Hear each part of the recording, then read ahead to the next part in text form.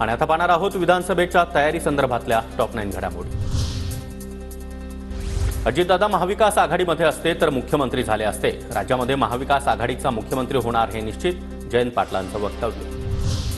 महाराष्ट्रामध्ये भाजपने 150 पेक्षा जास्त जागा लढाव्यात, भाजपमधील वरिष्ठांचं मत। सर्वेक्षण अहवालाच्या आधारे विधानसभा निहाय उमेदवार निवडले जाणार, सूत्रांची माहिती। पवार साहेबांच्या प्रचारापासूनच योगेंद्र पवार सक्रिय, बारामती मतदारसंघाचं भवितव्य नव्या रक्ताच्या हातात देणं गरजेचं, जयंत पाटलांकडून योगेंद्र पवार यांच्या उमेदवारीचे संकेत। पार्थ पवार यांच्याकडून पुणे जिल्ह्यातील विधानसभा मतदारसंघाचा आढावा घेण्यास सुरुवात, आगामी निवडणुकीच्या दृष्टीनं पक्षाची मोर्चे बांधणी सुरू। पंढरपूरमधील भाजपचे नेते प्रशांत परिचारक सध्या शरद पवार गटाच्या वाटेवर असल्याची चर्चा। परिचारक यांच्या निकटवर्तीयांनी शरद पवारांची भेट घेतली, परिचारक लवकरच निर्णय जाहीर करण्याची शक्यता। नवनीत राणा यांचा नंबर लागला, आता माझा नंबर लावू नका। ज्या दिवशी निवडणुकीमध्ये पराभूत होईल त्या दिवशी निवडणूक लढणार नाही। राजकारण हा माझा धंदा नाही, रक्ताचं पाणी करून लोकांसाठी काम करतोय, रवी राणा यांचं वक्तव्य।